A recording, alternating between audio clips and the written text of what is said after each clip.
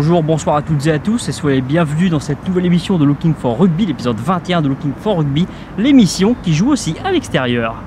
Primitivisme.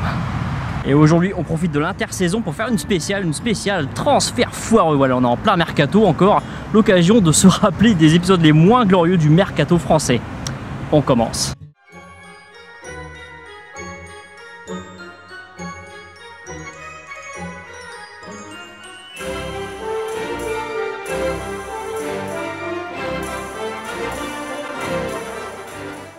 Mais commençons par le commencement et définissons d'abord qu'est-ce qu'on entend par un transfert foireux. Pour qu'un transfert soit considéré comme foireux, deux critères sont à prendre en compte. Avec tout d'abord une forte attente liée aux qualités du joueur, à sa réputation et à son palmarès. En vertu de quoi il est censé apporter une plus-value sportive à son club. Et ensuite, deuxième critère, la déception liée à des performances en deçà du niveau attendu.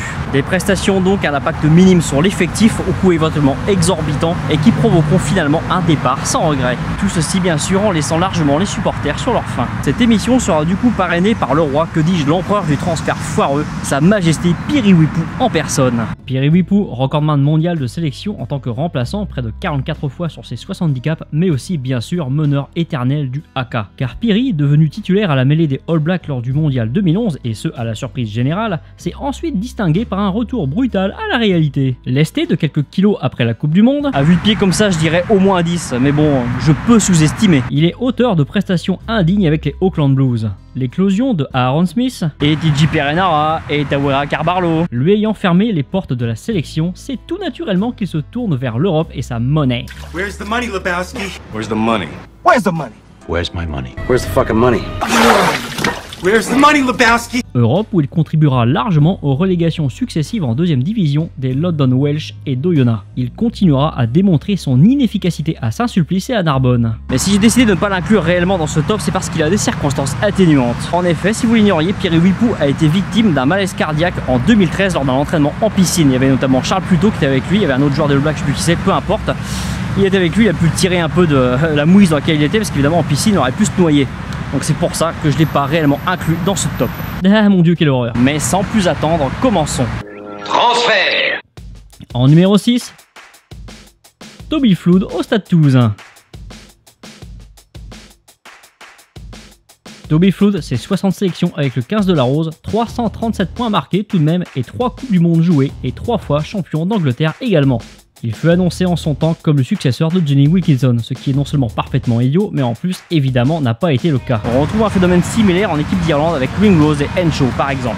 Quant à sa période toulousaine, soyons très clairs, il n'a servi absolument à rien. Car en effet, le rôle de buteur fut souvent dévoué à Bézy ou à Doussin, le rôle de numéro 10 au même Doussin ou à McAllister. Il fut donc ce bon Toby Flood utilisé souvent au centre. Il fit tout de même 60 feuilles de match en tout, ce qui est beaucoup avec quand même une absence totale de résultats probants. Non retenu avec le Stade Toulousain, il repart à Newcastle en 2017. Pour résumer et pour faire simple, il a été donc le digne successeur de Luke Burgess. En numéro 5, coup double pour Benjamin Fall au Racing et à Montpellier. Disposant d'un énorme potentiel comme dirait PSA, fils de basketteur, il est également passé par la natation et l'athlétisme. Il explose en 2009 en marquant un doublé contre le Stade Français Paris. Johan Huget fera exactement la même chose, toujours à Bayonne et toujours contre le Stade Français dès la saison suivante.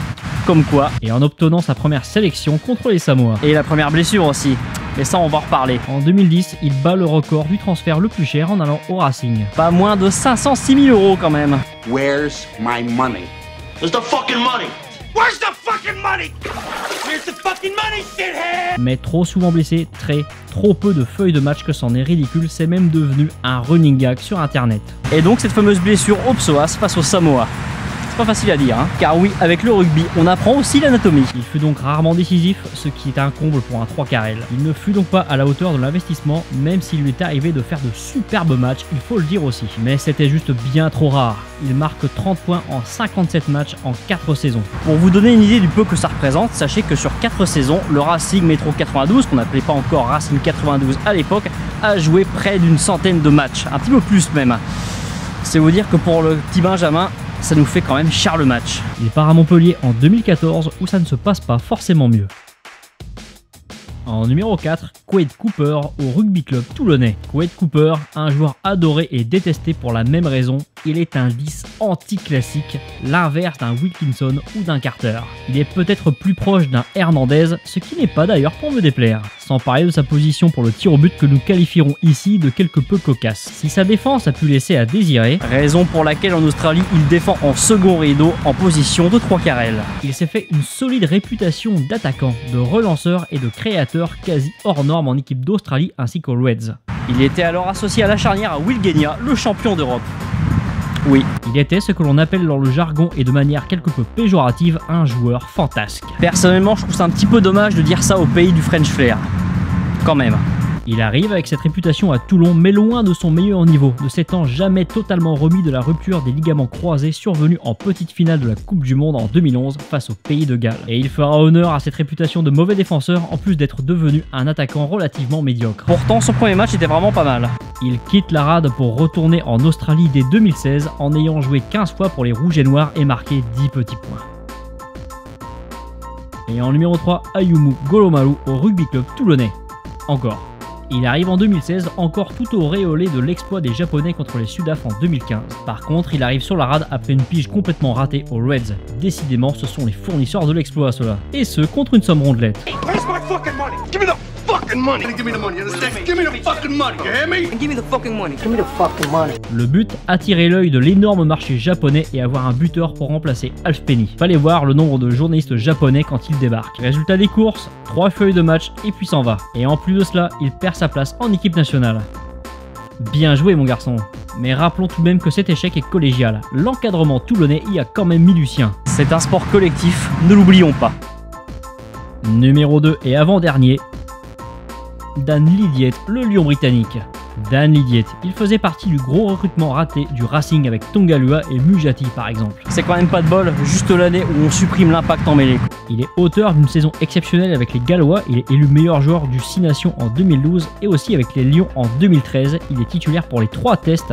Il faut dire qu'il y a un fort tropisme gallois avec le sélectionneur Warren Gatland. Il ne restera que 3 mois au Racing, soit 12 petits matchs avant de repartir aux Ospreys. Il n'aura jamais compris ce qu'il foutait là, et nous non plus d'ailleurs, à part faire de la monnaie. Give me the money! Give me back my money!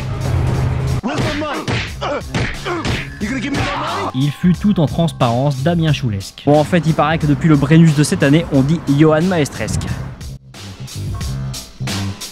Et enfin, notre grand gagnant, le numéro 1, est Digby Ioane au Stade Français Paris. Il appartient à la même génération que Quade Cooper, qui remporte le Super Rugby en 2011 et le Tri-Nation cette même année en 2011. Digby Ioane, c'était vraiment un super bélier, racé, puissant, explosif, créatif. Il faut dire qu'on l'a ardemment désiré, Digby le magnifique, mais il se démonte l'épaule contre les Lions en 2013 et son arrivée est retardée. Il y a la rééduque.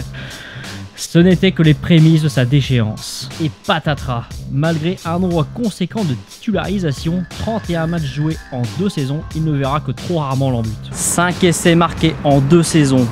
Bonjour le foutage de gueule. Pas percutant, jamais décisif, sauf pour s'acheter des sapes à Milan. Un beau tuteur à muguet comme on les adore. Même Mornestein a fait largement mieux alors que c'était aussi mal parti. Mais bon, assurez-vous, que ce soit au Japon, au Honda Hit ou aux Crusaders depuis, ce n'est pas mieux. Le pire, c'est que c'était vraiment un top joueur il n'y a pas si longtemps et que maintenant il est quasiment oublié.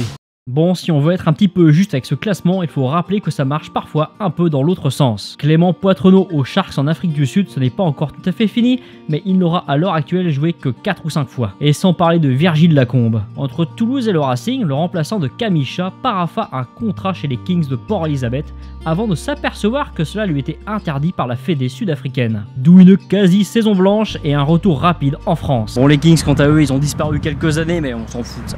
La leçon de tout cela, messieurs les recruteurs, coachs et présidents, ne cassez pas la tirelire pour un joueur connu.